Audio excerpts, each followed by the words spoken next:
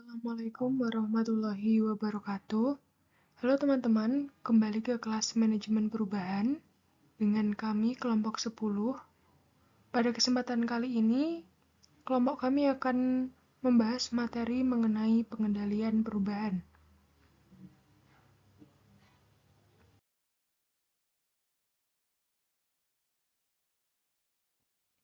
Dengan saya sendiri, Nurhayati dengan NIM terakhir 102, bersama rekan saya Silni Silma dengan NIM 100.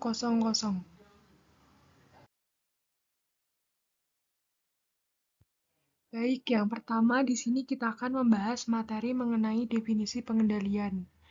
Kontrol atau pengendalian perubahan adalah pendekatan sistematis untuk mengelola semua perubahan yang dilakukan pada produk atau sistem. Kontrol perubahan adalah pendekatan terstruktur untuk mengevaluasi, melacak, dan mengesahkan perubahan untuk meningkatkan efisiensi organisasi dan proyek, membatasi perubahan yang tidak sah, mengurangi kesalahan, dan memaksimalkan alokasi sumber daya adalah tujuan dari pengendalian perubahan.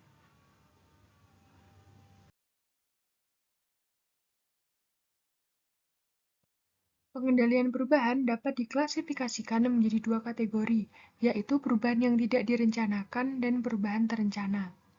Perubahan yang tidak direncanakan adalah sesuatu yang membutuhkan tindakan segera, misalnya penarikan produk dari pasar karena masalah yang tidak dapat dihindari bisa disebut perubahan yang tidak direncanakan. Dan yang kedua yaitu perubahan terencana, dilaksanakan dengan perencanaan yang tepat sambil menganalisis risiko dan mengikuti garis waktu tertentu.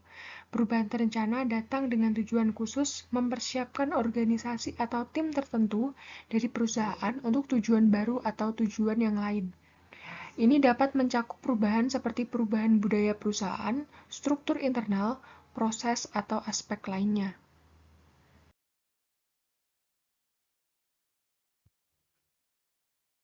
Dalam mempelajari manajemen perubahan, terdapat beberapa manfaat yang dapat kita peroleh.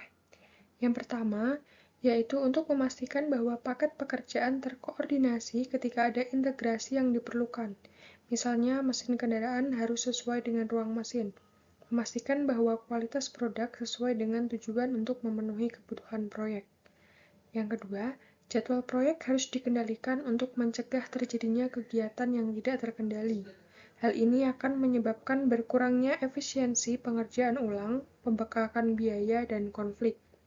Yang ketiga, kontrol dokumen yang sederhana dapat menyebabkan berkurangnya kepercayaan pada kemampuan manajemen, di mana variasi dokumen resmi proyek misalnya agenda, risalah, laporan, daftar resiko beredar.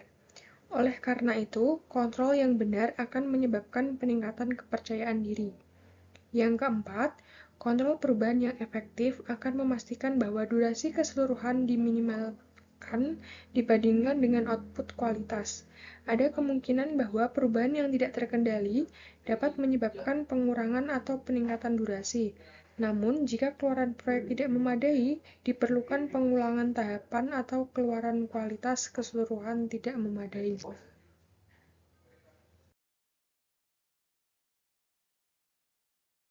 Selain manfaat yang telah disebutkan tadi, manfaat lain dari pengendalian perubahan yang efektif adalah yang pertama, penghindaran biaya dan risiko yang lebih baik.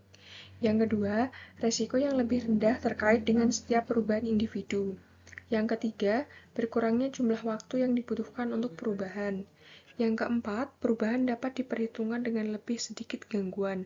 Dan yang terakhir, memiliki waktu untuk mempertimbangkan kemungkinan tindakan.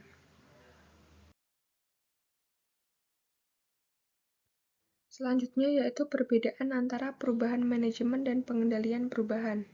Manajemen perubahan inilah yang terjadi setelah periode transformasi dalam suatu organisasi. Jika permintaan perubahan telah disetujui, perubahan ini sekarang harus dikelola. Dalam situasi ini, manajer proyek akan mengawasi tim perubahan manajemen untuk memastikan mereka menerapkan perubahan dengan benar dalam praktik sehari-hari dan proyek tidak terganggu. Misalnya, kontrol perubahan adalah keputusan untuk melakukan perubahan, sedangkan perubahan manajemen merujuk pada akibat dari keputusan itu.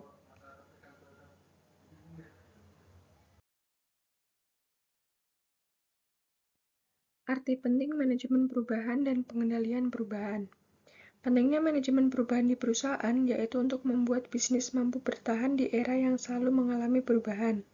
Maksudnya, dalam bisnis selalu terdapat perubahan-perubahan yang terjadi, baik akibat faktor internal maupun eksternal. Salah satu contoh pada faktor eksternal yaitu perubahan perilaku pelanggan. Jika dulu pelanggan lebih banyak melakukan pembelian langsung, sedangkan sekarang lebih banyak pelanggan yang melakukan pembelian online.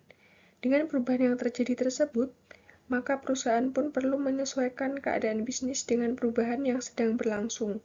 Oleh sebab itu, bisnis memerlukan manajemen perubahan yang baik agar mampu bertahan di segala kondisi.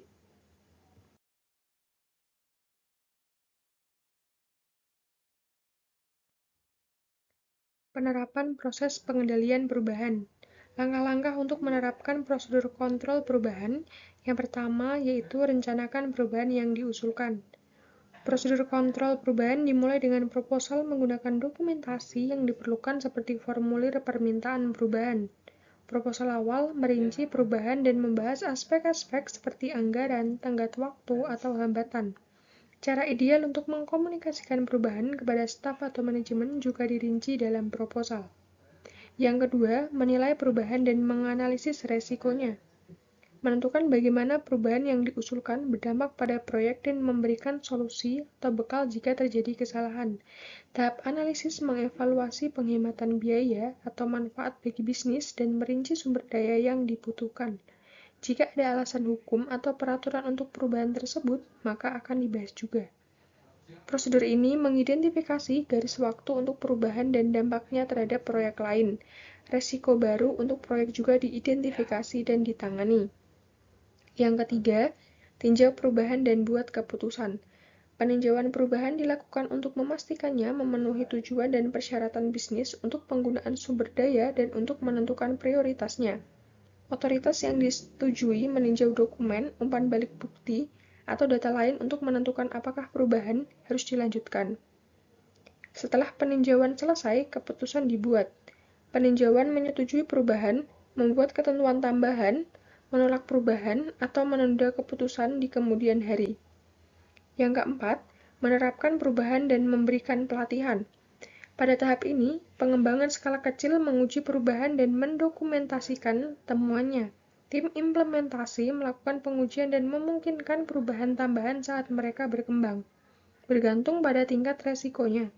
Pengujian bisa ekstensif atau tidak diperlukan sejak awal.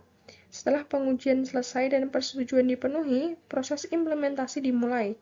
Ini dapat mencakup pelatihan karyawan tentang peralatan atau perangkat lunak baru atau dalam memenuhi persyaratan standar atau peraturan baru. Dan yang terakhir, tutup perubahan. Menutup perubahan berarti menentukan apakah perubahan sudah selesai, apakah memenuhi harapan, dan memberikan bukti keberhasilannya. Tutup mengevaluasi rencana dalam kaitannya dengan keseluruhan proyek. Bukti kesuksesan yang terdokumentasi dapat berupa peningkatan efisiensi, pengurangan biaya, atau pencapaian tujuan bisnis. Penutupan mengidentifikasi kesalahan atau inefisiensi dan mendokumentasikannya untuk diterapkan pada proposal perubahan di masa mendatang. Terakhir, perbarui log perubahan untuk menyertakan semua dokumen sebagai referensi dan penyimpanan catatan.